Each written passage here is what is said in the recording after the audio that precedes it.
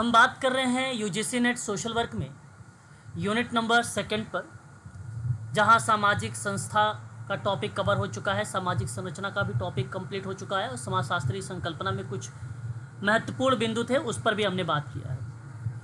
बात कर रहे हैं सामाजिक समूहों के बारे में। अच्छा, सामाजिक समूह बेसिकली एक प्रश्न बनाएगा, है ना, एक प्रश्न आएगा यानी 2 नंबर का। अब सामाजिक समूह अगर आप अच्छे से इसके टाइप देख लेते हैं, केवल टाइप पूछेगा कि विद्वान का नाम, बेसिकली ये सामाजिक समूह किसके द्वारा दिया गया है बस। और यदि आपसे पूछा जाता है कि ये जो प्राथमिक समूह है, द्वितीयक समूह है, तो उनके बीच में अंतर पूछ सकता है। अच्छा, कैसे? मैंने लास्ट क्लास में आप लोगों से जिक्र भी किया था, थोड़ा सा रिकॉल भी करवाऊंगा आप लोगों का। जैसे कि आप सभी लोगों ने पढ़ा है प्राथमिक समूह के बारे में। अब प्राथमिक समूह में आप लोगों को बता चुका हूँ, चार्ल्स हर्टन कोले का नाम आता है। ये बड़ा इंपॉर्टेंट है, प्राथमिक समूह और द्वितीयक समूह। ठीक है, तो ये अगर आप नोट करके रखें कॉपी पर तो बहुत अच्छी बात है ना, काफ़ी ज़्यादा इंपॉर्टेंट है ये चार्ल्स हर्टन कोले के बारे में। प्राथमिक समूह द्वितीयक समूह के थोड़ा सा अंतर आप याद रखिएगा। वहीं दूसरी तरफ हमने एक नाम लिखवाया था सीमेन का। सीमेल का नाम इम्पॉर्टेंट नहीं है, आप इन्हें हटा दीजिए, अभी तक किसी भी एग्ज़ाम में नहीं पूछे गए हैं ये। अगर आप अपने जानकारी के लिए इनका याद रखना चाहते हैं तो एक एकक समूह है, एक द्वैत समूह है और एक त्रैत समूह है। 3 प्रकार के इन्होंने समूह बताए हैं, लेकिन परीक्षा के लिए कोई खास इंपॉर्टेंट इन्होंने अपना रोल अदा नहीं किया है, अभी तक परीक्षा में नहीं पूछा गया है। उसके बाद एक नाम आता है सैंडरसन के बारे में हमने पढ़ाया था, सैंडरसन के बारे में, डाइट सैंडरसन। बेसिकली सैंडरसन ने अनैच्छिक, ऐच्छिक और प्रातिनिधिक 3 प्रकार के बताए थे। अब इनका भी परीक्षा में अभी तक नहीं पूछा गया है, ठीक है। उसके बाद एफ्टोनीज का नाम वेरी वेरी मोस्ट इम्पॉर्टेंट, ये आईएमपी है, इसको आप नोट कर लीजिएगा। एफ्टोनीज का मतलब है फर्डिनेट टोनीज। इन्होंने गेमिनसॉफ्ट और गेसेलसॉफ्ट के बारे में बताया है। हालांकि गेमिनसॉफ्ट को इन्होंने कम्युनिटी से संबोधित किया और कहीं गेसेलसॉफ्ट कहा जाता है, और गेसेलसॉफ्ट को एसोसिएशन यानी संघ से इन्होंने डिनोट किया था। एफ्टोनीज, ये लास्ट क्लास में आपको बताया था मैंने, तो बड़ा इंपॉर्टेंट है। चार्ल्स हर्टन कोले के बाद अगर किसी का दूसरा नाम सामाजिक समूह में आता है इंपॉर्टेंट के रूप में तो एफ्टोनीज का नाम ध्यान रखिएगा। उसके बाद एक नाम आया था गिडिंस के बारे में, मैंने आप लोगों को पढ़ाया था गिडिंस के बारे में भी लास्ट क्लास में। हालांकि अगर आप समाजशास्त्र से पढ़ाई करते हैं यूजीसी नेट की तो मैं आपसे कहता कि ये इंपॉर्टेंट पर्सन है जो है गिडिंस का नाम, परंतु यहाँ इंपॉर्टेंट नहीं है। EH गिडिंस का नाम इन्होंने 2 भागों में विभक्त किया। एक का नाम रखा था जेनेटिक का मतलब इन्होंने कहा जननिक, और दूसरा समूह इन्होंने बताया था इकट्ठा यानी एकत्र बताया था। तो 2 तरीके के समूह इन्होंने बताया था, बट इनका परीक्षा में नहीं आता है, आप इनको याद करने की ज़रूरत नहीं है आप लोगों को। दूसरा एक नाम आता है जॉर्ज हसन के बारे में। हसन का सामाजिक समूह का ये भी एक वर्गीकरण ही है। समूहों का वर्गीकरण इन्होंने बेसिकली एक असामाजिक, दूसरा आभासी समाज, तीसरा समाज विरोधी और चौथा समाज पक्षी। तो 4 प्रकार के जॉर्ज हसन ने बताया था। मैंने इस पे आप लोगों ने पूछा भी था, मैं बताया भी था ये 4 प्रकार के बारे में, परंतु परीक्षा में ये भी इम्पोर्टेंट नहीं है, अभी तक पूछे नहीं गए हैं। उसके बाद एक नाम आता है, मैंने आप लोगों को बताया था मिलर, डेविड मिलर के बारे में। अच्छा, मिलर की बात अगर हम करते हैं तो बहुत इंपॉर्टेंट, जिस तरीके से चार्ल्स हर्टन कोले का नाम आईएमपी था मैंने बताया था, और एक नाम एफ्टोनीज का नाम इंपॉर्टेंट बताया था, तो एक नाम और बता रहा हूँ इंपॉर्टेंट मिलर के बारे में। मिलर का भी याद रख सकते हो। अच्छा, मिलर बेसिकली सामाजिक समूह को 2 भागों में डिवाइड करते हैं, एक तो हॉरिजॉन्टल के रूप में, दूसरा वर्टिकल के रूप में। अच्छा, वर्टिकल की शुद्ध हिंदी उदग्र कहते हैं और हॉरिजॉन्टल को शुद्ध हिंदी में क्षैतिज कहते हैं। तो 2 भागों में डिवाइड किया गया है। अब देखिए, जैसे समुदाय संघ के बारे में एफ्टोनीज ने बताया, प्राथमिक समूह द्वितीयक समूह के बारे में कोले ने बताया, क्षैतिज और उदग्र के बारे में मिलर ने बताया। तो अगर आपने प्राथमिक समूह द्वितीयक समूह के फीचर अगर याद कर लिया आपने, तो ठीक मिलर के भी आप समूहों का उसी तरीके से आइडेंटिफाई कर सकते हैं। ठीक उसी प्रकार से एफ्टोनीज की भी जो भी विशेषता है समुदाय संघ की, ठीक है, वो भी उसके फीचर को आप मैच कर सकते हैं। ठीक है, तो सिमिलर है अगर आप प्राथमिक समूह द्वितीयक समूह के अगर आप अंतर अच्छे से अगर याद कर लेते हैं तो यहाँ तक हमने भी लास्ट क्लासेस में बताया था। देखिए कितने विद्वानों को, लगभग 6-7 विद्वानों के बारे में बता चुका हूँ। अब आज मैं आप लोगों को उसी के आगे लेके चल रहा हूँ चार्ल्स एल वुड के बारे में। बहुत ही इंपॉर्टेंट पर्सन, मैंने यहीं से आप लोगों की क्लास छोड़ा था और इसी के आगे मैं आप लोगों को स्टार्ट कर रहा हूँ। देखिए, चार्ल्स एल वुड ने सामाजिक समूह के अलग अलग आधारों पर बेसिकली क्या किया, इन्होंने डिवाइड किया। बात को बहुत ध्यान से सुनना है, ठीक है, और ऐसी जगह आप लोगों को बैठना जहाँ पे बिल्कुल शोर शराबा ना हो रहा हो, ठीक है, कॉपी पेन साथ में लेकर सुनना। तो एल वुड महोदय ने क्या किया, इसको 3 प्रकार से डिवाइड किया। जैसे एक को उन्होंने कहा ऐच्छिक और अनैच्छिक, दोनों बातें एक में रख लिया। अच्छा, ऐच्छिक क्या होता है, दोनों सुनिएगा। ऐच्छिक का मतलब होता है जिसमें व्यक्ति अपनी इच्छा से शामिल होता है, अपनी इच्छा से, जैसे जैसे क्लब में शामिल हो गया, सरकारी संस्था में शामिल हो गया, राजनीतिक दल में शामिल हो गया, तो ये ऐच्छिक समूह के बेसिकली पार्ट बन जाता है। दूसरी तरफ अनैच्छिक समूह है। अनैच्छिक का मतलब होता है जिसमें व्यक्ति जन्म या परिस्थिति के कारण स्वतः सदस्यता बन या वो सदस्य बन जाता है या उसका बेसिकली उसमें इन्वॉल्व हो जाता है। मतलब इच्छा से नहीं, वो ऑलरेडी उस चीज़ में इन्वॉल्व हो जाता है ऑलरेडी। जैसे परिवार की बात करता हूँ, जाति की बात करता हूँ, जातीयता की बात करता हूँ, तो यह अनैच्छिक समूह का पार्ट बन जाता है, ठीक है। दूसरा इन्होंने बताया संस्थागत और असंस्थागत, दोनों में अंतर सुनिएगा। संस्थागत का मतलब ये होता है जिसका संगठन औपचारिक नियमों और संरचना पर आधारित हो, उसे संस्थागत कहेंगे। सिंपल बात है, जहाँ पे नियम रूल रेगुलेशंस लागू होता है उस पार्ट को हम लोग संस्थागत कहते हैं। अच्छा, ये काम विद्यालय में हो गया, सेना में हो गया और पंचायत में हो गया, वहाँ ये एग्जाम्पल देखने को मिलते हैं संस्थागत वाले में। अच्छा, असंस्थागत क्या होता है, जिनका निर्माण स्वतः होता है, जिन पर औपचारिक नियम लागू ही नहीं होता है। जैसे मित्रों का समूह हो गया, भीड़ हो गया, उसमें कोई रूल रेगुलेशंस नहीं लागू होता है। अब आप मान लीजिए केस वर्क करना है आपको, ठीक है, और कोई विद्यार्थी आपसे समय निकाल के नहीं मिल पा रहा है, तो इन केस अगर मान लीजिए वो जॉब पे जा रहा है या कहीं भी आपको रैंडम मिल गया, तो आप उसके साथ केस वर्क काम करना शुरू कर देते हैं, तो वो भी असंस्थागत का पार्ट होता है। इसमें कोई रूल नहीं होता है असंस्थागत वाले में, ठीक है, लेकिन संस्थागत वाले में रूल होता है। उसके बाद एक आता है तीसरा, अस्थाई और अस्थाई समूह। देखिए, अस्थाई का मतलब होता है जो बेसिकली अल्प समय के लिए हो, ठीक है, ये अल्प समय के लिए बनाया जाता है क्योंकि अस्थाई होता है, आवश्यकता समाप्त होने पर वो टूट जाता है। अब जैसे मेले में भीड़ है, तो मेले में अगर भीड़ लगी है तो कुछ समय के लिए लगी है, अब 9, 10, 11 बजे तक थोड़ी ना भीड़, उसके बाद धीरे धीरे भीड़ खत्म हो जाएगी, तो वो अस्थाई हो गया मेले का भीड़, ठीक है। आंदोलनकारी समूह अगर है तो मैक्सिमम मान लो, चलो 10 दिन, 15 दिन, महीने मान लो, फिर आपका आंदोलन भी समाप्त हो जाएगा, तो आंदोलन भी एक प्रकार का अस्थाई समूह होता है, ठीक है। उसके बाद एक होता है अस्थाई समूह। अच्छा, अस्थाई समूह का मतलब होता है जिसका अस्तित्व बेसिकली लंबे समय तक रहे, जैसे परिवार हो गया, राष्ट्र हो गया, इनका अस्तित्व बेसिकली लंबे समय तक का होता है। तो इसी प्रकार एल वुड ने समूहों की अपनी सदस्यता की प्रकृति, संगठन के आधार पर अवधि के अनुसार इन्होंने क्या किया, डिवाइड किया 3 भागों में। आशा करता हूँ आपको ये बातें समझ में आ गई होंगी।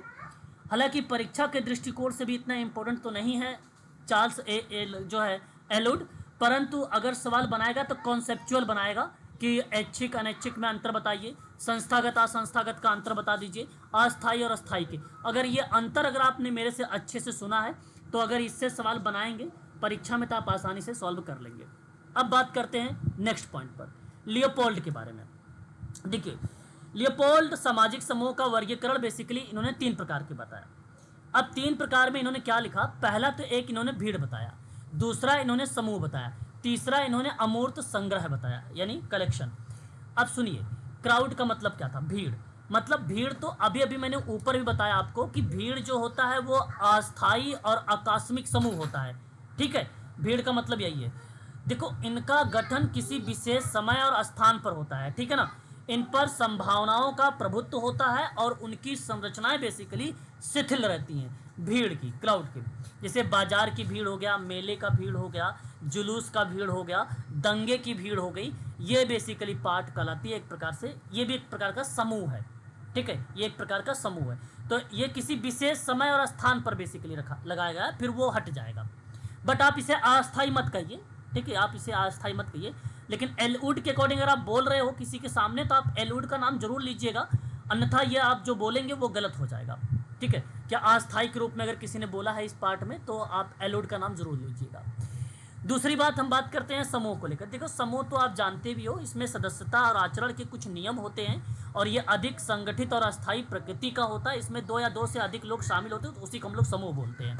अब बेसिकली परिवार हो गया, विद्यालय हो गया, क्लब हो गया, पंचायत हो गया, ये सब समूह के कहीं ना कहीं एग्जाम्पल कहे जाते हैं। ठीक है, तीसरी बात आती है अमूर्त संग्रहों की। अच्छा, अमूर्त संग्रह बेसिकली क्या होता है? अबस्ट्रैक्ट से कलेक्टिव कह सकते हैं आप लोग, या कलेक्शन भी बोल सकते हो। ये वास्तविक रूप से प्रत्यक्ष ना होकर सांकेतिक और विचारात्मक क्रियाओं पर बेसिकली बेस्ड होता है, क्योंकि अमूर्त होता है। अच्छा, अमूर्त वो चीज़ें होती हैं जिसको हम छू नहीं सकते, स्पर्श नहीं कर सकते, देख नहीं सकते, वही चीज़ें होती हैं अमूर्त, है कि नहीं? अब इसमें सदस्य आपस में क्या होते हैं? प्रत्यक्ष रूप से जुड़े नहीं होते, क्योंकि अमूर्त है ये।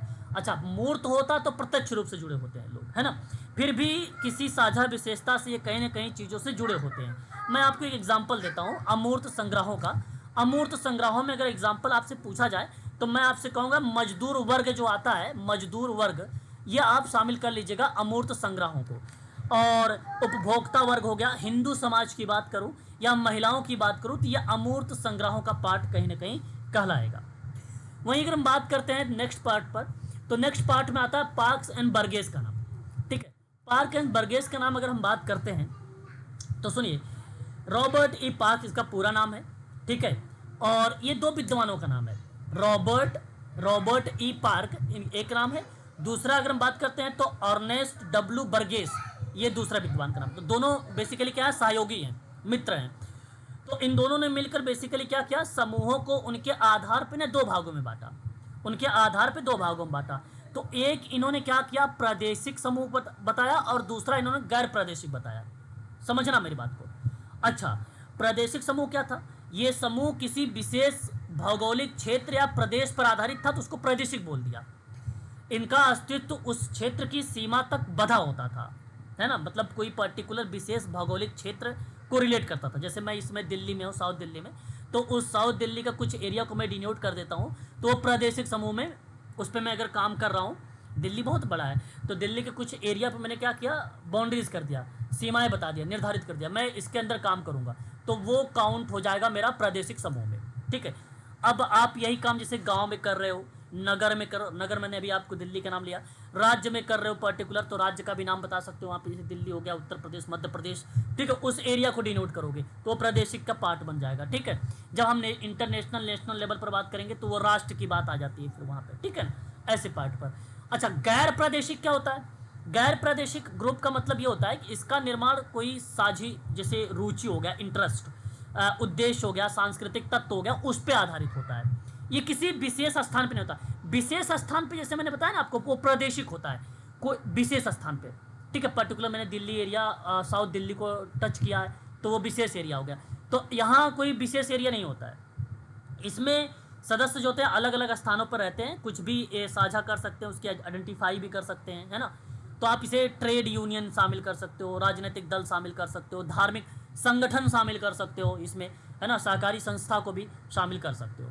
तो इस क्रिया में बेसिकली देखने को मिलता है। आगे बात करते हैं ग्लीन एंड ग्लीन के बारे में। ग्लीन एंड ग्लीन ने बेसिकली समूहों का वर्गीकरण 4 आधारों पर बताया था, 4 आधार पर। पहला इन्होंने बताया था किनशिप।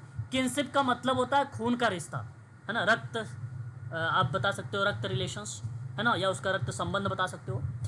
तो कहने का मतलब ये समूह रक्त संबंधों पर आधारित होता है, उसको हम लोग बोलते हैं किनशिप। इसमें आपका एग्जाम्पल परीक्षा में पूछा जाए तो मैं आपको 3 एग्जाम्पल बताता हूँ, बहुत इंपॉर्टेंट। पहला एक परिवार नोट करिएगा, दूसरा एक कुटुंब नोट करिएगा, कुटुंब, और तीसरा आप वंश नोट कर लीजिएगा। तो ये 3 एग्जाम्पल बेसिकली खून के रिश्ते में शामिल होता है। एक आता है शारीरिक विशेषता। अच्छा, ऐसे समूह जो शारीरिक लक्षण जैसे जाति हो गया, नस्ल हो गया, रंग पर आधारित होता है। जैसे आपने नाम सुना होगा श्वेत जाति के बारे में, अश्वेत जाति के बारे में, निग्रो। ठीक है, व्हाइट एंड निग्रो।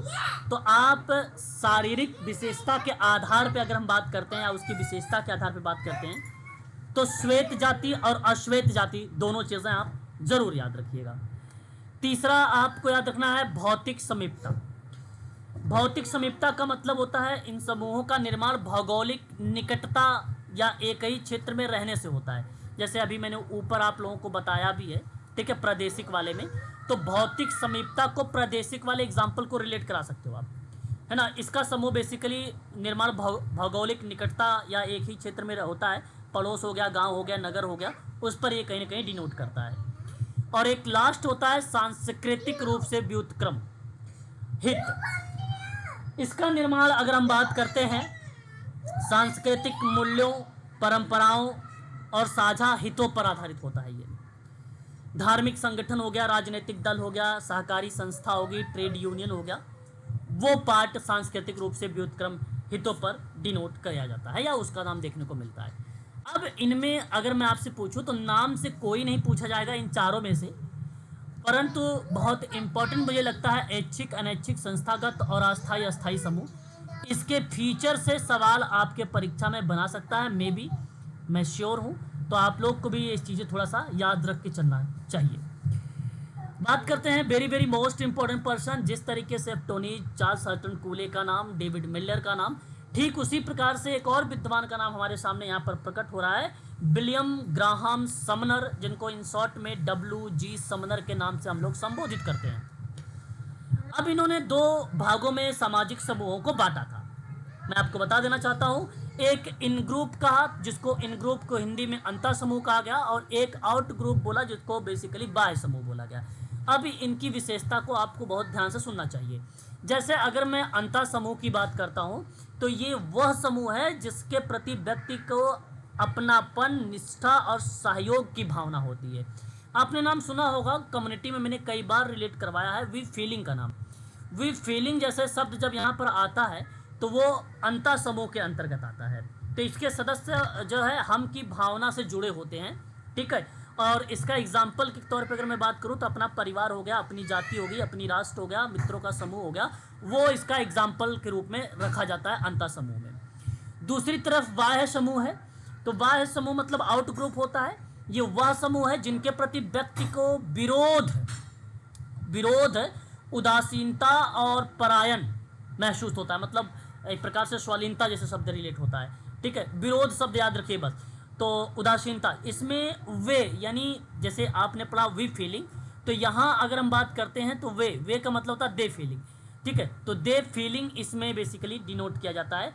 इसमें प्रतिद्वंदी द्वंद्व होता है या दल होता है या विरोधी जाति या शत्रु राष्ट्र, ऐसे एग्जाम्पल्स बेसिकली रखे जाते हैं। लेकिन सबसे ज़्यादा अगर परीक्षा में पूछा गया है अंतर समूह के अंतर्गत क्या आता है, तो मैं आपसे बता दूं परिवार आता है। परिवार परीक्षा में कई बार रिपीट हो चुका है, तो हम चाहेंगे कि ये बात जरूर ध्यान रखिएगा। देखिए यहाँ पे लिखा भी है, बाह्य समूह की परिभाषा अंतर समूह के संबंध को ध्यान में रखकर सामान्यतः इसे हम और वे के द्वारा अभिव्यक्त किया जाता है। तो हम बेसिकली क्या है, अंतर समूह के द्वारा, और वे जो है वो बेसिकली बाह्य समूह के द्वारा व्यक्त किया जाता है। हम चाहेंगे कि इस बात को आप ज़रूर ध्यान में रखेंगे, क्योंकि ये परीक्षा के दृष्टिकोण से देखा जाए तो काफ़ी इंपॉर्टेंट है। वहीं बात करते हैं अब आगे हम लोग संदर्भ समूह के बारे में। आशा करता हूं कि संदर्भ समूह आप लोग ने सुना भी होगा और पढ़ा भी होगा। संदर्भ समूह से परीक्षा में सवाल पूछे भी गए हैं। संदर्भ समूह का शब्द जो है, इस टर्म का सबसे पहले अगर किसी विद्वान ने अगर प्रयोग किया है तो हर्बर्ट हाइमन का नाम आता है। हर्बर्ट हाइमन की एक पुस्तक आई, उस पुस्तक का नाम था अचीव ऑफ साइकोलॉजी करके। इसी किताब में अचीव ऑफ साइकोलॉजी में हर्बर्ट हाइमन ने संदर्भ समूह यानी रेफरेंस ग्रुप शब्द का प्रयोग किया। Very very most important point, please आप नोट करिएगा। अच्छा, संदर्भ समूह क्या होता है, मैं चाहूँगा कि आप मेरी बात को सुने एक बार। संदर्भ समूह वो समूह होता है जिसमें व्यक्ति ना अपने विचार, अपने व्यवहार, अपने दृष्टिकोण और अपने जीवन मूल्य को दिशा देता है। अच्छा, व्यक्ति जिसमें व्यक्ति अपने विचार को, मतलब मैं अपने विचार, अपना व्यवहार, अपना दृष्टिकोण, अपना जीवन मूल्य को दिशा देता हूँ, चाहे वह स्वयं उस समूह का सदस्य हो या ना हो। चाहे मैं संदर्भ समूह या कोई भी ऐसा ग्रुप है, चाहे उसका मैं समूह का सदस्य रहूं या ना रहूं, लेकिन मेरे विचार, मेरे व्यवहार, मेरे दृष्टिकोण, मेरे जीवन का मूल्य को जो दिशा मैं देता हूं, उसी को हम लोग संदर्भ समूह कहते हैं। अब इसी संदर्भ समूह में देखिए, इस शब्द का प्रयोग उन्होंने उस समूह के लिए किया जिनके आधार पर व्यक्ति अपनी स्थिति का मूल्यांकन कर रहा था। देखो, मैंने कहा ना, मैं अपने विचार, व्यवहार, दृष्टिकोण, जीवन मूल्य को दिशा दे रहा हूं, तो इसका मतलब है कि मैं अपनी स्थिति का मूल्यांकन कर रहा हूं। परंतु संदर्भ समूह का सिद्धांत में जब नाम आता है या समाजशास्त्री स्वरूप में नाम आता है, तो उनके कार्यों को लेकर तो रॉबर्ट के मर्टन का नाम जरूर याद रखिएगा। तो संदर्भ समूह का सर्वप्रथम शब्द का प्रयोग हर्बर्ट हाइमन, और अगर इसके सिद्धांत और स्वरूप और कार्य की बात होती है तो मर्टन का नाम। तो दो विद्वानों का नाम याद रखिएगा। अच्छा, मर्टन ने एक किताब लिखा, उस किताब का नाम था STSS करके। अच्छा, कभी कभी परीक्षा में यूजीसी नेट में 1 से 2 बार आई थिंक मैंने देखा है, 2 बार STSS का फुल फॉर्म पूछा गया था यूजीसी नेट एग्जाम में। तो आप चाहो तो यहाँ पर नोट भी कर सकते हैं। किताब का नाम था social theory and social structure. RK Merton ने इसी किताब में बेसिकली संदर्भ समूह के बारे में बताया है। अब संदर्भ समूह वो समूह है जिनके मानक समझकर व्यक्ति स्वयं के व्यवहार का मूल्यांकन करता है और मानसिक रूप से उसे समूह का सदस्य बनने की इच्छा होती है। जैसे बेरोजगार व्यक्ति द्वारा रोजगार प्राप्त व्यक्ति के समूह को संदर्भ समूह के रूप में देखना। ठीक है, उस पार्ट में ये नाम देखने को मिलता है। मैं संदर्भ समूह का एक एग्जाम्पल देता हूँ, आप और अच्छे से समझेंगे। एक छात्र मान लीजिए IAS अधिकारियों को अपना संदर्भ समूह मानकर उनकी तरह व्यवहार करने की कोशिश कर रहा है। ठीक है, तो ये एग्जाम्पल है। जैसे मान लीजिए कोई एक व्यक्ति है, एक स्टूडेंट है, और एक IAS अधिकारी के जो बेसिकली ग्रुप है उनके अंदर जो व्यवहार IAS के अधिकारी लोग कर रहे हैं, उसी बिहेवियर को आप कॉपी एंड पेस्ट कर रहे हो या उनकी तरह व्यवहार करने की कोशिश कर रहे हो, तो वो संदर्भ समूह का पार्ट होता है। फैशन के क्षेत्र में युवा फिल्मी सितारों में अगर देखा जाए तो संदर्भ समूह बेसिकली बहुत माना जाता है। ठीक है, बहुत लोग बेसिकली कॉपी करते हैं उस एक्टर की या उस एक्ट्रेस की, है ना, तो वो बेसिकली कहीं ना कहीं संदर्भ समूह का पार्ट माना जाता है। आगे हम बात करते हैं संदर्भ समूह के परिप्रेक्ष्य की। सर जी सर, ये बुक्स का ईयर भी अगर इम्पोर्टेंट है तो बता नहीं, दीजिए। परीक्षा के लिए अगर मैं बात करूं आप लोगों से, यहाँ कोई बुक का कोई खास इंपॉर्टेंट नहीं है। अगर होता तो मैं जरूर आप लोगों को यहाँ पर ईयर्स के नाम भी बता देता। ठीक है, फिलहाल अभी आप ओके सर। यहाँ पे कोई खास इंपॉर्टेंट नहीं है। जहाँ इंपॉर्टेंट मैंने देखा है परीक्षा के दृष्टिकोण से वो प्रश्न बना सकते हैं, तो मैं उस पर जरूर आप लोगों से विचार करूँगा, आप निश्चिंत रहिए। अब आगे हम बात करेंगे थोड़ा सा संदर्भ समूह के बारे में, और तो वहाँ हमें देखने को RK मर्टन, मैंने कहा था ना, सिद्धांतों को लेकर बात करते हैं, कार्यों को लेकर बात करते हैं, उसके स्वरूपों को लेकर बात करते हैं, ऊपर मैंने अभी आपको बताया था। तो देखिए, RK मर्टन ने संदर्भ समूह के सिद्धांतों को स्पष्ट करने के लिए 2 अवधारणा दिया था। Reference group theory, reference group theory, और उसके गहराई से जानने के लिए, उसको समझने के लिए 2 शब्द बड़ा इंपॉर्टेंट था। एक शब्द था सापेक्षिक वांछना, दूसरा शब्द था पूर्वानुमानित सामाजिकरण। सापेक्षिक वांछना परीक्षा में सवाल देखा गया है, हम चाहेंगे कि इस चीज़ को आप थोड़ा सा समझना और आप ध्यान से सुनना। देखिए, जब व्यक्ति अपने जीवन स्तर या उपलब्धियों की तुलना किसी संदर्भ समूह से करता है, समझ रहे हो, मतलब आप या मैं अब अपने जीवन स्तर या अपने अचीवमेंट या उपलब्धियों की तुलना किसी संदर्भ समूह से करता हूँ, और अपने वंचित समूह, अपने क्रियाओं को या अपने को वंचित महसूस करता हूँ, मतलब मैं वहाँ पे डीले रह गया। ठीक है, मेरा विकास वहाँ पे हो सकता है डीले रह गया, मेरी एक्टिविटीज़ वहाँ पे डीले रह गई, तो मैं अगर ऐसा महसूस करता हूँ तो वो सापेक्षिक वांछना होती है। रिलेटिव, इसे बेसिकली इंग्लिश में कहा जाता है सापेक्षिक को। अब ये वांछना किस वास्तविक कमी के कारण नहीं होता है, ये वांछना बेसिकली वास्तविक कमी के कारण नहीं होता है, बल्कि कंपैरिजन के कारण होता है, तुलना के कारण। हमने सही तरीके से कंपेयर नहीं कर पाए, जिसकी वजह से ये चीज़ें अधूरी रह गई। मैं एक एग्जांपल लेता हूँ और अच्छे समझोगे। एक गरीब व्यक्ति यदि अपने ही जैसे गरीबों से तुलना करे तो वो संतुष्ट रह सकता है। बात को समझना, अगर एक गरीब व्यक्ति यदि अपने ही जैसे गरीबों से तुलना करेगा तो वो संतुष्ट रह सकता है, लेकिन अमीरों से या अमीरों को देखकर उसे वांछना का अनुभव होता है, तो वहाँ एक प्रकार से उसे डीले का अनुभव होता है। तो वहाँ महसूस जब करता है, वो कंपेयर करता है अमीरों से, तो वो कंडीशन कहीं ना कहीं बेसिकली डीले के रूप में दर्शाती है। नौकरी करने वाला युवा यदि अपने साथियों की ऊंची तनख्वाह देखे तो उसे सापेक्षिक वांछना का अनुभव होगा कि भाई हमारी सैलरी कम है और हमारे साथ पढ़ा है, MSW किया है, परंतु उसकी सैलरी हाई फाई है। तो आपने यहाँ पे जो कंपेयर करने का पार्ट दर्शाए हो, वो कहीं ना कहीं सापेक्षिक वांछना का पार्ट बन जाता है। अब यही अवधारणा आपको ये बताती है कि असमानता की अनुभूति व्यक्ति की उपेक्षा और तुलना पर निर्भर करती है। ठीक है, कंपेयर किस तरीके से आप कर रहे हो, यह आप पर निर्भर करता है। दूसरा पार्ट आता है पूर्वानुमानित समाजीकरण। Very very most important part ये भी है, हालांकि अभी तक परीक्षा में नहीं आया है। मैं चाहूँगा इसको आप जरूर ध्यान रखेंगे। एंटीसिपेटरी सोशलिज्म शब्द से बेसिकली इसको दर्शाया जाता है। जब किसी व्यक्ति या जब व्यक्ति किसी ऐसे समूह के नियम, मूल्य या आचरण को पहले से ही सीखना या अपनाना शुरू कर देता है जिसमें वह भविष्य में शामिल होना चाहता है, मतलब प्रिपेयर, जैसे आप यूजीसी नेट की तैयारी कर रहे हो, आप चाहते हो भविष्य में मैं कि असिस्टेंट प्रोफेसर बनूं, ठीक है, तो जिसमें यह भविष्य में शामिल होना चाहता है। तो इस प्रकार की जो तैयारी या प्रिपरेशंस होती हैं वो पूर्वानुमानित समाजीकरण होता है। मैं एक उदाहरण देता हूँ कि एक छात्र मान लीजिए डॉक्टर बनने से पहले ही डॉक्टरों के जैसा पहनावा या भाषा या आदर्श अपनाने लगता है तो वो क्रिया बन जाती है। कोई सेना या युवा सेना में भर्ती होने से पहले सैनिकों के अनुशासन या जीवन शैली को सीखने लगता है तो वो पाठ बन जाता है। असिस्टेंट प्रोफेसर बनने के लिए आपने मान लीजिए सामाजिक कार्य के बारे में थोड़ा सा प्रैक्टिस कर रहे हैं या किसी यूनिवर्सिटीज़ में या आप किसी मेडिकल हॉस्पिटल में प्रैक्टिस या वहाँ पे पहनावा या उस तरीके के बिहेवियर कर रहे हो तो वो क्रिया बेसिकली दर्शाती है। तो ये अवधारणा आपको बताती है कि व्यक्ति की भविष्य की संभावित सदस्यता से या उस सदस्यता के लिए पहले से समाजीकरण कर लेना, पहले से चीज़ें आप कर लेते हो, तो वो पार्ट में तो मर्टन ने दिखाया है संदर्भ समूह केवल तुलना के लिए ही नहीं होता है बल्कि भविष्य की आकांक्षाओं को आकार देने में भी बहुत महत्वपूर्ण भूमिका निभाता है। ये आर के मर्टन ने अपनी इस सिद्धांत में बताया है, ठीक है, संदर्भ समूह के सिद्धांत में। उसके बाद हम बात करते हैं सापेक्षिक वांछना के अंतर्गत नीचे वाले पॉइंट पर, थोड़ा सा फोकस करिएगा।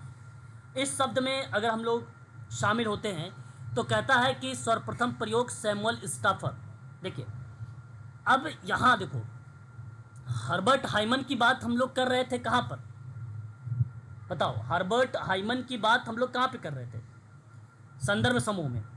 फिर हमने संदर्भ समूह के सिद्धांतों की बात कहाँ पे कर रहे थे, कार्य या स्वरूप या सिद्धांत पर, तो आर के मर्टन पर बात कर रहे थे, रेफरेंस ग्रुप ऑफ थ्योरी में।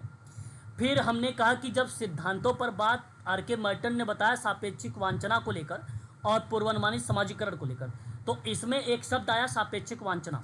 उस सापेक्षिक वांछना का सर्वप्रथम अगर प्रयोग करने में किसी विद्वान का नाम देखने को मिला तो वह सैमुअल स्टाफर का नाम मिला और उनके साथ कुछ और सहयोगी भी थे, हालांकि ये देखिए एक किताब है उनकी, किताब द अमेरिकन सोल्जर।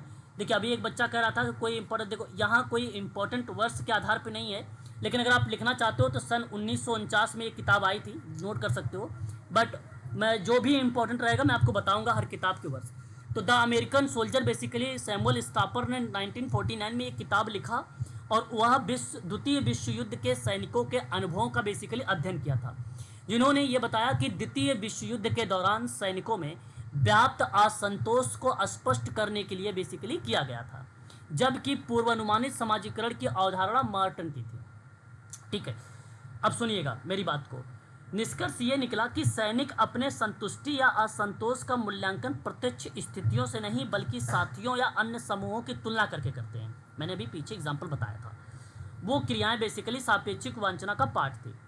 लेकिन पूर्वानुमानित समाजीकरण में आर के मर्टन ने अपना अवधारणा प्रस्तुत किया और कहा कि व्यक्ति भविष्य में जिस समूह का हिस्सा बनना चाहता है उसके मूल्य, आदर्श और आचरण को पहले ही सीख लेता है।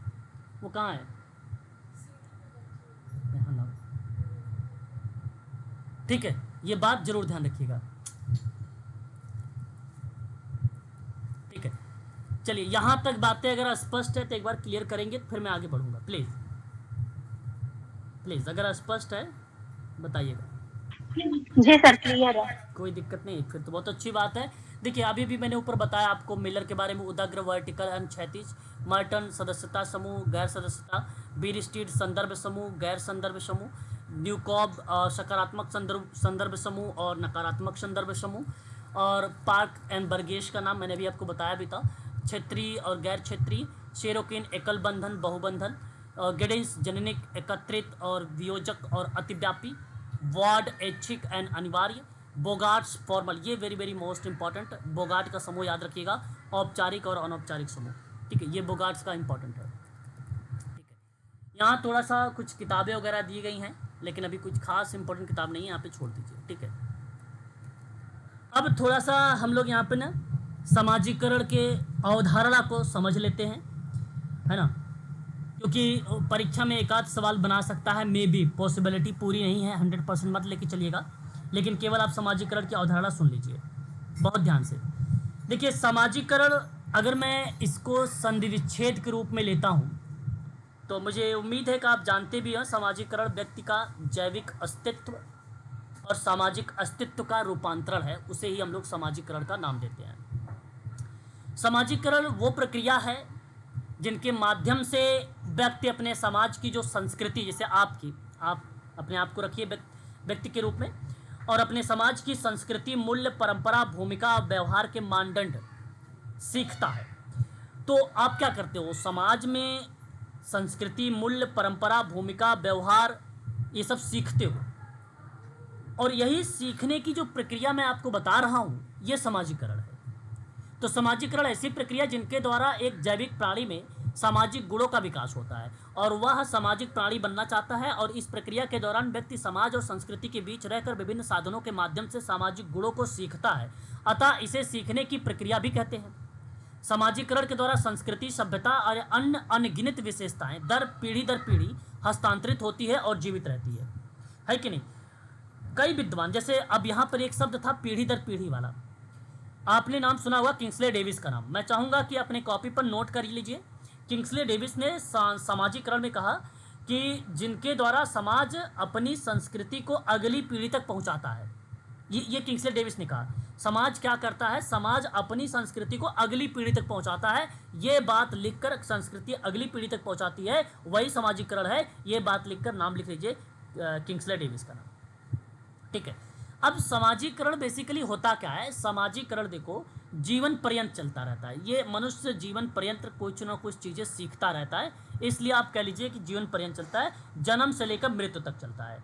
यह व्यक्ति और समाज के बीच ब्रिज का कार्य करता है। व्यक्ति और समाज के बीच में किसका काम करता है, ये ब्रिज मतलब पुल, ब्रिज का मतलब क्या होता है, पुल का काम करता है एक प्रकार से, ठीक है। किसके बीच, व्यक्ति और समाज के बीच। अच्छा, व्यक्ति और समाज के बीच ये क्या कहलाता है, तो सामाजिकरण कहलाता है, आप ये परिभाषा के रूप में भी बोल सकते हो, ठीक है। इसके माध्यम से व्यक्ति अपना जैसे भूमिका, सामाजिकरण के माध्यम से ही व्यक्ति का रोल यानी भूमिका और स्टेटस यानी स्थिति या परिस्थिति सीखता है, तो अपना रोल भी सीख लेता है, परिस्थिति के बारे में भी सीख लेता है, ये चीज़ें, ठीक है, वो पार्ट आ जाता है। यह सांस्कृतिक संचरण का माध्यम है एक प्रकार से, इसमें परिवार, विद्यालय, मित्र, मीडिया इत्यादि कई एजेंट की भूमिका भी होती है, होगा, ठीक है। तो ये सामाजिकरण का पार्ट होता है। सामाजिकरण बेसिकली, वैसे सामाजिकरण के कुछ एजेंट होते हैं, एजेंट का मतलब होता है एक परिवार होता है एजेंट, एक विद्यालय एजेंट के रूप में होता है, ठीक है। अनुशासन, नागरिकता, ज्ञान वगैरह आता है। परिवार से क्या, भाषा, मूल्य, संस्कार वगैरह आते हैं। मित्र समूह भी बेसिकली क्या, एजेंट का पार्ट बन जाता है। मित्र समूह का मतलब होता है समान आयु और रुचियों का प्रभाव देखने को मिलता है। मीडिया बहुत इंपॉर्टेंट, आधुनिक मूल्यों और जानकारी का प्रसार है मीडिया, तो मीडिया भी एक प्रकार का एजेंट है सामाजिकरण,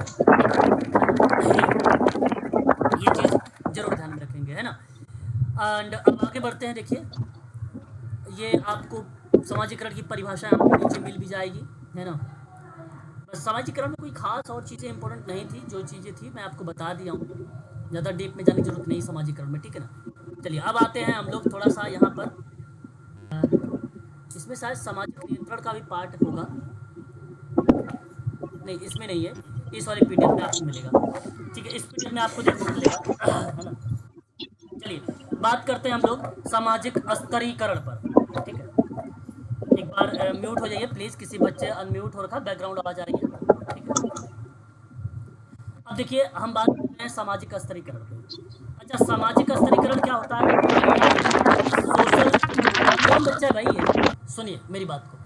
सामाजिक स्तरीकरण की बात करते हैं, देखिए सोशल स्ट्रेटिफिकेशंस कहते हैं हम लोग। सामाजिक स्तरीकरण वह प्रक्रिया है जिनके तहत समाज में व्यक्तियों, समूहों को असमान रूप से ऊंच नीच, प्रतिष्ठा, शक्ति, धन, अवसर के आधार पर क्रमबद्धता या क्रमबद्ध किया जाता है, उसे हम लोग सामाजिक स्तरीकरण कहते हैं। समाज में व्यक्तियों और समूहों का ऊंच नीच के आधार पर वर्गीकरण किया गया है, भाई वो व्यक्ति ऊंच है, वो व्यक्ति नीच है, तो इस तरीके के समाज में व्यक्तियों और समूहों का ऊंच नीच के आधार पर वर्गीकृत किया गया है या वर्गीकरण किया गया है, उसी को हम लोग सामाजिकरण का नाम देते हैं।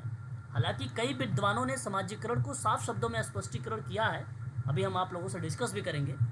चलो यहाँ पर देखते हैं, कोई भी समाज अनेक सदस्यों का एक सम्मिलित अवदान होता है, समझना मेरी बात को, भी हम बताएंगे आपको। सम्मिलित अवदान होता है और इस आधार पर कोई भी समाज अपने सभी एक समान स्तर पर प्रदान नहीं करता, बल्कि उसमें हमेशा ही एक जो है संस्तरण पाया जाता है। मानव सभ्यता के आदिम समाजों में भी हमें सामाजिक विभाजन और स्तरीकरण देखने को मिला है।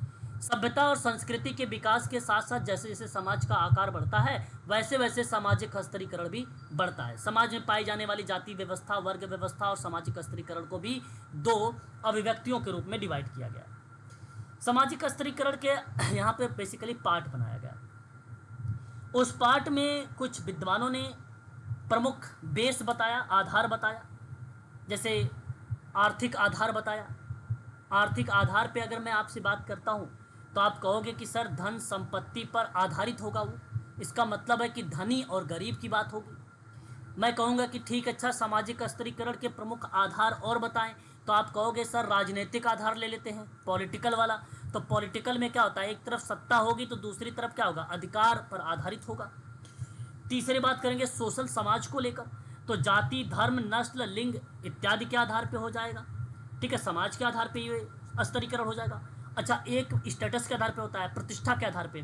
प्रतिष्ठा का मतलब होता है सम्मान, शिक्षा और पद के आधार पे हो जाता है। इस तरीके से सामाजिक स्तरीकरण को अलग अलग भागों में बेसिकली डिवाइड करके या उसको बताया गया कि एक सामाजिक व्यवस्था के रूप में पाई जाती है, वर्ग व्यवस्था के रूप में पाया जाता है, कई रूप में पाया जाता है। मैंने अभी अब ऊपर बताया ना आपको, जाति व्यवस्था, वर्ग व्यवस्था, ठीक है, एंड सामाजिक आधार, राजनीतिक आधार, आर्थिक आधार, प्रतिष्ठा के आधार पे, कई आधार पे। जरूरी नहीं कि ये दो ही केवल मिल जाए आपको, वर्ग व्यवस्था और सामाजिक जाति व्यवस्था, ये जरूरी नहीं कि ये दो मिल जाए, और भी मिल सकते हैं आपको, ठीक है।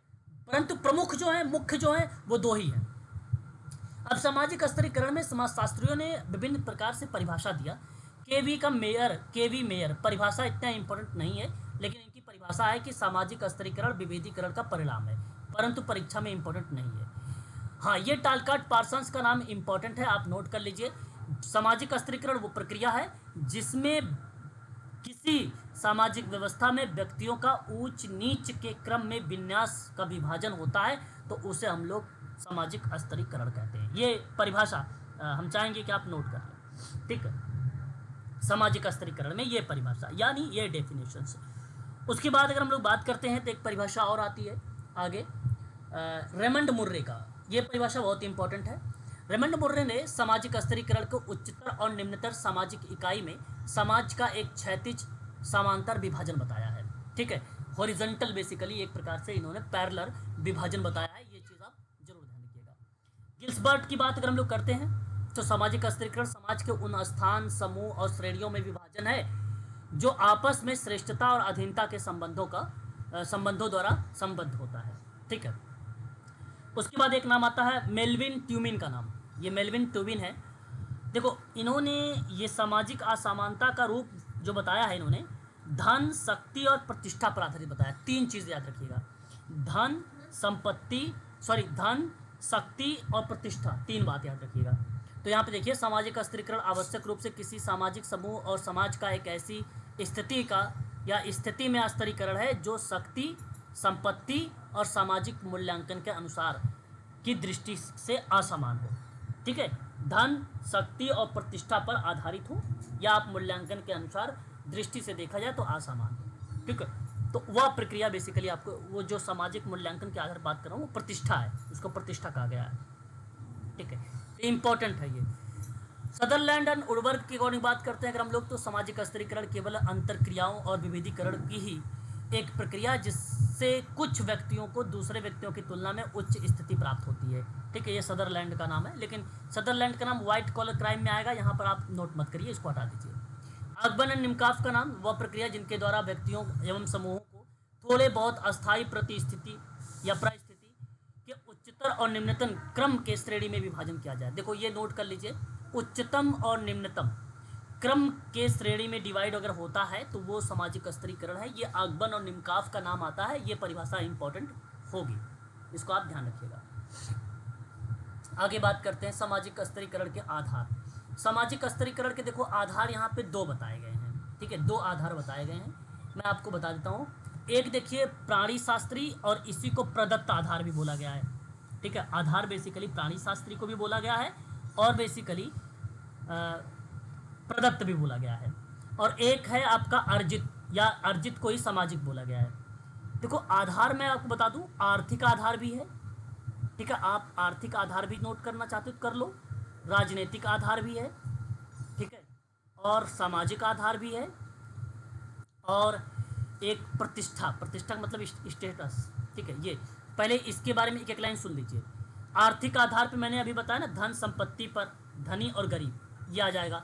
राजनीति में क्या आ जाएगा, सत्ता और अधिकार पर आधारित हो जाएगा। सामाजिक में क्या आएगा, जाति धर्म नस्ल लिंग के आधार पे हो जाएगा।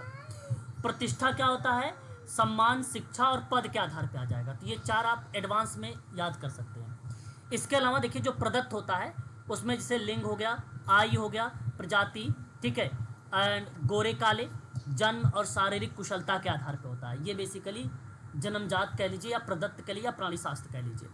अर्जित या सामाजिक का मतलब इसके अंतर्गत क्या होता है, संपत्ति शिक्षा व्यवसाय और धार्मिक ज्ञान और राजनीतिक शक्ति कौशल भी आप कह सकते हो, ठीक है, अपनी योग्यता भी इसमें शामिल कर सकते हैं, या अर्जित होता है, या उपलब्धियां भी आप बोल सकते हो इसमें, ठीक है, उनके आधार पर ये चीज़ें डिफाइन हो जाती है। तो ये आधार था। समाजशास्त्रियों के द्वारा स्तरीकरण का कुछ आधार नाम पे आया है, नाम के आधार पे देख लेते हैं थोड़ा सा। इनकेस अगर परीक्षा में पूछता है आर्थिक के रूप में, तो कार्ल मार्क्स का नाम ध्यान रखिएगा, दो वर्गों में है, एक पूंजीपति और दूसरा सर्वहारा की बात किया है। सेरोकिन और बेबर की बात करता हूँ तो तीन आधार बताया है, राजनीति, आर्थिक और व्यवसाय, ये बताया है इन्होंने विद्वानों ने। टालकाट पार्सन्स की बात अगर मैं करता हूँ तो इन्होंने 6 आधार बताए हैं।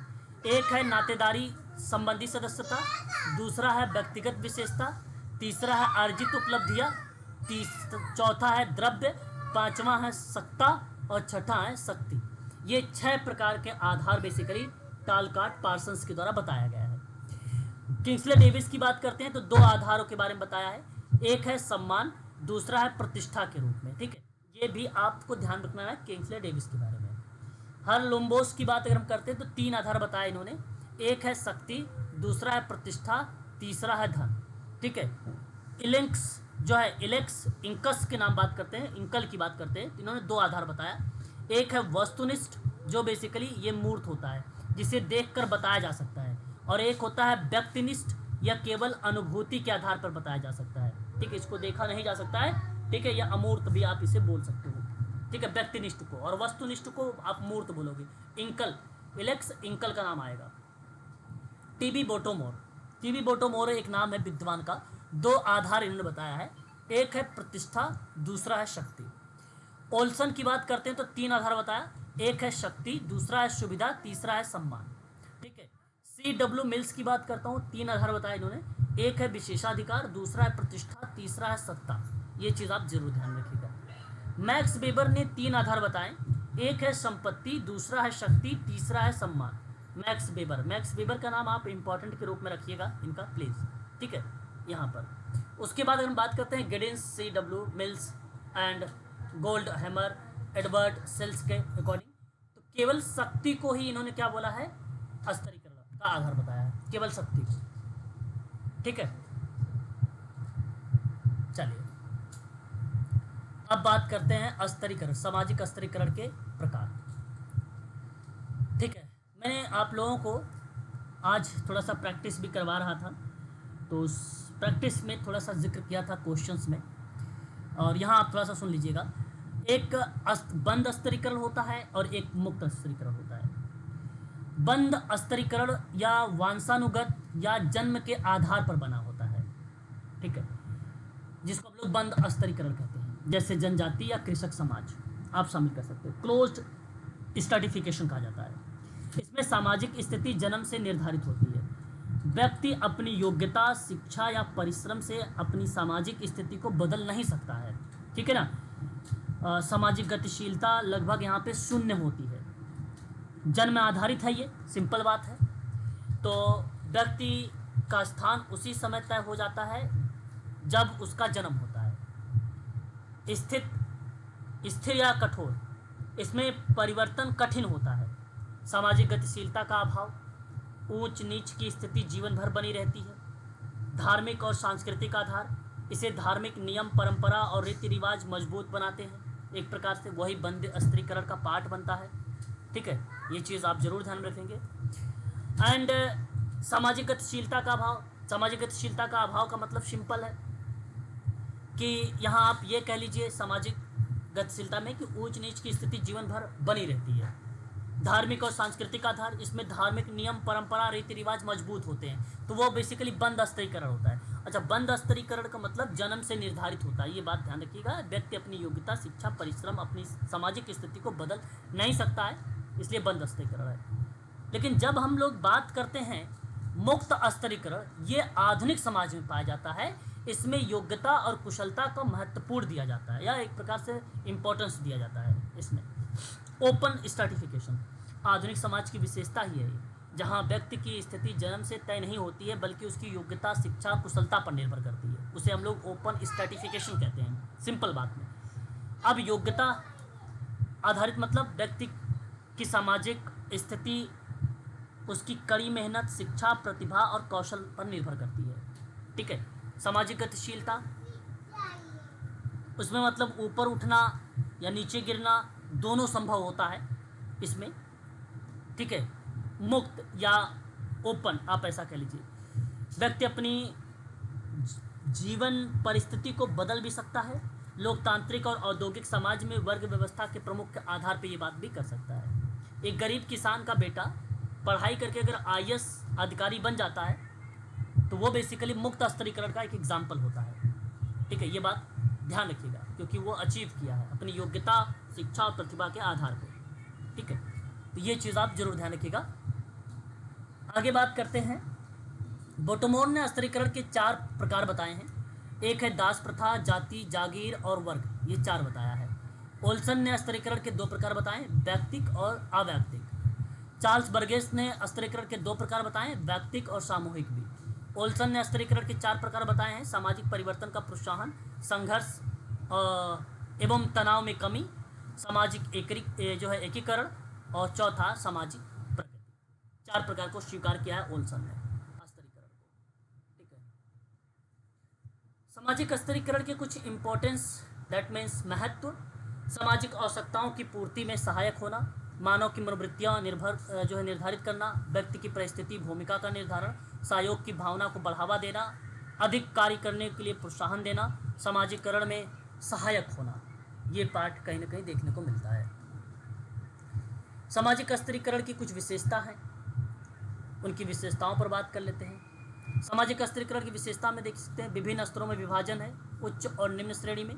जब तक स्तरीकरण समूहों में स्थिर ना आ जाए तो उसे स्तरीकरण की संज्ञा भी नहीं दी जाएगी। सामाजिक स्तरीकरण से संबंधित समूह परस्पर संबद्ध होते हैं। सामाजिक स्तरीकरण की प्रकृति कैसी होती है, सामाजिक और सांस्कृतिक दोनों होती है, ये बड़ा इंपॉर्टेंट पॉइंट है। सामाजिक और सांस्कृतिक दोनों होती है, ये पॉइंट ध्यान रखिएगा, पेपर में आपको लिखा हुआ मिल सकता है। स्तरीकरण एक प्रकार का प्रतिफल होता है। स्तरीकरण संघर्ष का परिणाम है और संघर्ष समाज में शक्ति, धन, प्रतिष्ठा के कारण होता है, जिसे सभी व्यक्ति अधिक से अधिक पाना चाहते हैं। सामाजिक स्तरीकरण बेसिकली क्या होता है, गतिशील होता है, डायनेमिक होता है, ये बात ध्यान रखिएगा। मेल्विन ट्यूमिन ने सामाजिक स्तरीकरण की 5 विशेषता बताई है। पहली है सामाजिक स्तरीकरण की प्रकृति कैसी है, सामाजिक है। दूसरा, सामाजिक स्तरीकरण की एक पुरातन प्रक्रिया है। तीसरा, सामाजिक स्तरीकरण प्रत्येक समाज में पाया जाता है। सामाजिक स्तरीकरण विभिन्न स्वरूप होता है, अलग अलग पार्ट होता है। सामाजिक स्तरीकरण एक परिणामी प्रक्रिया मानी जाती है। तो 5 विशेषता IMP नोट कर लीजिए, आप लोगों को कूट देकर मिलेगा और इन कूटों को अगर पता रहेगा, सामाजिक, पुरातन, प्रत्येक समाज, विभिन्न स्वरूप, परिणाम, तभी आप कूट का सही चुनाव कर पाएंगे। ठीक है, ABCD करके कूट में आएगा ये सवाल। स्तरीकरण के सिद्धांत। स्तरीकरण के मुख्य रूप से 3 ही सिद्धांत होते हैं, ध्यान रखिएगा। एक प्रकार्यवादी है, दूसरा संकलनवादी है, ठीक है, और एक और होता है संघर्ष। 3 होता है। ठीक है, तो अब मैं सबसे पहले आप लोगों से प्रकार्यवादी सिद्धांत पर बात करता हूँ। ठीक है, प्रकार्यवादी सिद्धांत। अच्छा, प्रकार्यवादी सिद्धांत नाम से स्पष्ट है, इसमें बताने की जरूरत नहीं है। इसे कार्य क्षमता का सिद्धांत भी कहा जाता है। मैं एक लाइन में बोलना चाहूँगा कि स्तरीकरण समाज के लिए आवश्यक है, क्योंकि योग्यता के अनुसार भूमिकाएं बंटता है या उसको बांटा जाता है। तो सर्वप्रथम इस कार्यात्मक सिद्धांत को प्रतिपादन अगर कोई किया 1945 में, तो Davis, Kingsley Davis and Raymond Murray. तो ये किताब सन 1945 में लिखा भी गया था, प्रकाशित किया गया था, सम प्रिंसिपल ऑफ स्ट्रेटिफिकेशन। ठीक है, इसका विचारधारा समर्थन जो थे, इसका प्रकारवादी के जो समर्थक हैं वो पार्सन्स है, पैरेटो है, स्पेंसर है, दोर्खिम, मेलिनोवस्की, ब्राउन एंड कार्ल मैनहिम और मेलविन ट्यूमिन और माइकल यंग इत्यादि बहुत सारे प्रमुख विद्वान हैं सहयोगी। लेकिन दो मुख्य हैं, यही मेन है। आपको मैं कहूँगा कि डेविस एंड मुर्रे का नाम याद रखिए बस। ठीक है, अब प्रकारवादियों ने सामाजिक व्यवस्था को बनाए रखने के लिए समाज में असमानता को स्तरीकरण के रूप में बताया या आवश्यक माना। प्रकारवादी ने स्तरीकरण के प्रकारात्मक सिद्धांत को समाज के संदर्भ में देखा और प्रकारवादी ये मानकर चलते हैं कि समाज के कुछ बुनियादी आवश्यकताएं, ये बुनियादी लिखा हुआ है, बुनियादी आवश्यकताएं होती हैं जो स्तरीकरण को जन्म देती है ना। वही बेसिकली क्या होता है, प्रकारवादी सिद्धांत होता है। ये बात ध्यान रखिएगा। यहाँ पर देखिए आगे अगर हम बात करते हैं कि डेविस एंड मुर्रे का कहना है कि कार्य समाज के लिए अधिक महत्वपूर्ण है जिनको करने के लिए बुद्धि की आवश्यकता होती है और ऐसे कार्यों को प्रत्येक व्यक्ति नहीं कर सकता है, इसलिए इस कार्य को करने के लिए उचित प्रेरणा देने की समाज द्वारा पुरस्कार की व्यवस्था भी की जाती है। ठीक है, मतलब इस काम को करने के लिए आपको मोटिवेशन जरूरी है, अगर मोटिवेशन देंगे तभी कार्य को बेसिकली अच्छे से देखने को मिल सकता है। देखिए यहाँ एक आलोचना के रूप में ये नाम आप थोड़ा सा ध्यान से सुनिएगा। आलोचना, मेलविन ट्यूमिन ने डेविस और मुर्रे के प्रशिक्षण, पुरस्कार और क्षमता के विचारों को आलोचना की, इसलिए वेबलेन ने इसे एक नाम दिया विधायक पद्धति। प्रकार्यवाद का जो सिद्धांत है उसे विधायक पद्धति कही गई है। आलोचना में किसने किया, वेबलेन ने किया है, ये नाम आप जरूर ध्यान रखिएगा, आलोचना के रूप में। ठीक है, प्रकार्यवादी का महत्वपूर्ण तथ्य कुछ है यहाँ पर देखते हैं। पार्सन्स ने सिद्धांत में क्या बताया, प्रकारवादी में कहा है कि कुछ पद समाज में महत्वपूर्ण होते हैं। ठीक है, मूल्यों और लक्ष्यों पर निर्भर करते हैं और पार्सन्स के 4 प्रकार हैं। ठीक है, अब ये मूल्य कौन कौन से मैं आपको पढ़ा भी चुका हूँ संरचना में। सार्वभौमिक प्रदत्त मूल्य, सार्वभौमिक अर्जित मूल्य, विशिष्ट प्रदत्त मूल्य और विशिष्ट अर्जित मूल्य, ये बेसिकली 4 मूल्य हैं बताए गए हैं। ठीक है, आप इसे जरूर ध्यान रखेंगे पार्सन्स का, ये परीक्षा में आ भी चुका है। ठीक है, ये परीक्षा में आया भी है। अब बात करते हैं पैरेटो के। पैरेटो के सिद्धांत के बाद बात करते हैं तो एक प्रकारवादी इन्होंने भी बताया है, इसमें प्रकारवाद में विविधता एवं भिन्नता के आधार पर बताया है। ठीक है, विविधता और भिन्नता के आधार पर विधायक की पद्धति, वेबलेन का नाम याद रखिएगा, और विविधता एवं भिन्नता के आधार पर स्तरीकरण को बताया है तो पैरेटो ने। इनका मानना है कि व्यक्ति मानसिक और शारीरिक रूप से भिन्न होता है और यही भिन्नता स्तरीकरण को जन्म देती है। अब बात करते हैं संघर्षवादी सिद्धांत। संघर्षवादी सिद्धांत के प्रतिपादक कार्ल मार्क्स हैं। इन्होंने समाज के मूल संघर्ष को बताया और इस सिद्धांत के काफ़ी समर्थक हैं, रॉबर्ट मेयो, लुडबर्ग और रूथ बेनेडिक्ट का नाम आएगा यहाँ पे, है ना, रूथ बेनेडिक्ट लिखिएगा, Ruth Benedict and Kurt Lewin और राउफ डोरेनडॉर्फ, कैलिन, बर्गिस एंड सोल्डवेग, मैक्स ग्रेनर और योमोर्ट, वार्नर, कोजर, सिमेल, ऐसे बहुत सारे ये विद्वान हैं, समनर वगैरह का नाम आता है। लेकिन मुख्य जो नाम आएगा परीक्षा में आपको वो कार्ल मार्क्स का आएगा, इन लोगों का नाम नहीं आएगा बीच में। ठीक है ना, समर्थक के रूप में ये थोड़ा सा आपको पढ़ने के लिए मैंने बना दिया है। मार्क्स ने यह संघर्षवादी सिद्धांत या उपागम प्रकारवादी का एक विकल्प है। प्रकारवादी ये मानता है कि स्तरीकरण समाज में एकीकरण लाता है। जो ऊपर पढ़ रहे थे प्रकारवादी क्या नाम है, रॉबर्ट किंग्सले डेविस का और रेमंड मुर्रे का। लेकिन यहाँ पे देखिए प्रकारवाद क्या है, स्तरीकरण समाज में एकीकरण लाता है वही, जबकि मार्क्सवादी कहता है कि स्तरीकरण एकीकरण करने वाला ना होकर विघटन करने वाला होता है। ये मतलब विघटन का मतलब क्या होता है, विघटन, टूटना। ठीक है, उस पर काम करता है ये। उसके बाद मार्क्स ने सामाजिक स्तरीकरण का मुख्य आधार वर्ग संरचना बताया है। ये बात आपको पता है, ये मानता है कि प्रत्येक काल में वर्गों का अस्तित्व रहा है, पूंजीपति और सर्वहारा 2 वर्गों में डिवाइड किया गया है। ठीक है, एक तरफ मालिक होता है तो दूसरी तरफ क्या होता है, मजदूर होता है। बस यही बात आपको ध्यान रखना है इसमें। तीसरी बात आपको ध्यान रखना है संकलनवादी सिद्धांत में। इस सिद्धांत का समर्थक मैक्स वेबर का नाम आता है और फ्रैंक पार्किंस का नाम आता है, WL वार्नर का नाम आता है।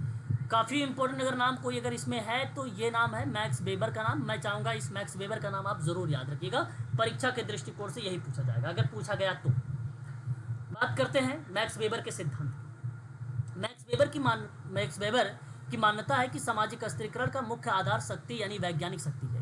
वेबर के अनुसार शक्ति के 3 आयाम होते हैं, अच्छा, वो 3 आयाम बहुत आसान है, एक आर्थिक होता है, सामाजिक होता है और राजनीतिक होता है। ठीक है, ये होता है। अच्छा, समानता का भी बेसिकली 3 अंग होते हैं, उसी तरीके से 3 शक्ति के भी यहाँ पर आयाम है, आर्थिक, सामाजिक और राजनीतिक।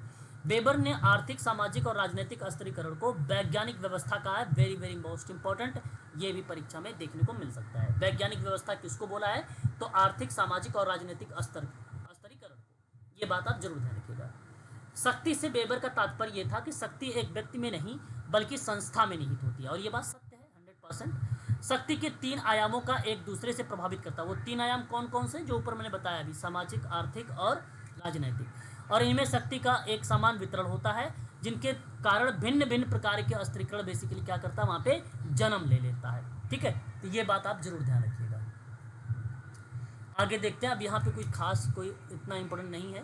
ठीक है, यहाँ देखिए फ्रैंक पार्किंग का सिद्धांत, ये वही है, संकलन का सिद्धांत ही। इसका विचार वेबर से अधिक और मार्क्स से कम प्रभावित था। पार्किंग ने अपनी वर्ग संबंधित विचारधारा को स्पष्ट करने के लिए सामाजिक समापन की अवधारणा प्रस्तुत किया था। सामाजिक समापन का पार्किंग ने बताया कि व्यवसाय यानी पेशे के आधार पर ही वर्ग का निर्धारण होता है, लेकिन वर्ग संरचना की रीढ़ पेशागत संरचना है, और कहा है कि व्यक्ति जैसा करता है उसके विचार उसकी भांति होते चले जाते हैं। बात सत्य है, और ये फ्रैंक पार्किंग का नाम देखने को मिलता है, और ये संकलनवादी का सिद्धांत है। ठीक उसी प्रकार से WL वार्नर का सिद्धांत। ठीक है, यहाँ देखिए इन्होंने यांकी सिटी यानी USA अमेरिका में है, इसका अध्ययन के आधार पर स्तरीकरण का सिद्धांत तथा मैक्स वेबर के स्तरीकरण की विचारधारा को आगे बढ़ाया, और इन्होंने 6 वर्ग यहाँ पर बताया। ठीक है, 6 वर्ग क्या था, ये देखो नीचे लिखा हुआ है। उच्च वर्ग को उच्चतम, पहले उच्च वर्ग, उच्चतम वर्ग या निम्नतम वर्ग के रूप में। ठीक है, फिर उसके बाद यहाँ पे मध्यम वर्ग, मध्यम उच्च वर्ग, निम्न मध्यम वर्ग, इस तरीके से बताया। निम्न वर्ग और निम्न उच्च वर्ग, निम्नतम जो है निम्न वर्ग, इस तरीके से बेसिकली इन्होंने डिफाइन किया है। हालांकि परीक्षा में ये अभी तक नहीं आया है ना। आगे बात करते हैं। बस यहाँ आपका यह स्तरीकरण का पार्ट होता है समाप्त। ठीक है, सिलेबस पर बात करते हैं थोड़ा सा। अब आपका यहाँ पर देखिए कौन कौन सा टॉपिक हो गया है। अब मैं अगर आपसे बात करता हूँ तो आपका सामाजिक नियंत्रण और सामाजिक परिवर्तन अभी आपका है, और ये जो सामाजिक स्तरण का पार्ट है ये भी आपका कंप्लीट हो गया। सामाजिकरण का भी पार्ट खत्म हो गया, और सामाजिक समूह का पार्ट खत्म हो गया।